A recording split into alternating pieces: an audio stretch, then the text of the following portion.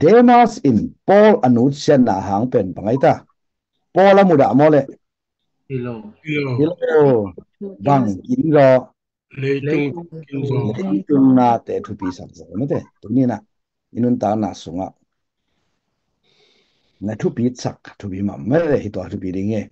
tuni na Demas te na ngon zo aw ma hin ta hi chi ma to tuni na pita a ding na pita bek ina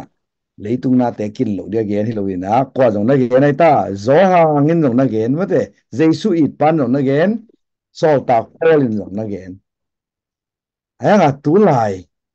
thu gen tam pe ta kin bang ki bul phu leitung na te ma ki bul phu sa leitung na te ma ki bul phu mo in tu ni na bul phu lo di chi khang lungdam the di apya na khe pu lungdam the ding lunggu pe na nei lo di lunggu pe na nei kia pasien lunggu pe na nei na le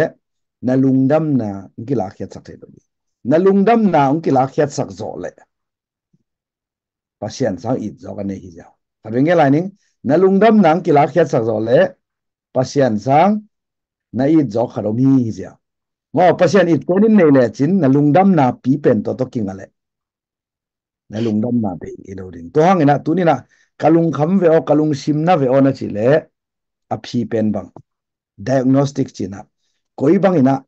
zong ding hiam to na pen hi le bang ja kalung nom ke ve o kalung kham ve o ai ke le kalung sim na ve o to teng chi bel khasel wa na chi le ba pasien sang bang i zo ka hiam pasien sang bin thân na i zo ka hiam pasien sang ong ki za tak ding u zo ka hiam pasien sang in haji i zo ka hiam pasien sang in ka pasal i zo ka hiam nang ong he sak zo pen pen bang chi ta na pasien hi la lai mo nang he sak zo pen pen na pasien hi ahang bang pasien sunga lungdam tak takhile chin adang ten to lungdam na lak sak thelo di to nga to pai sun bang na chi na lungdam na lian pen u van tunga na minu aki a man nei sak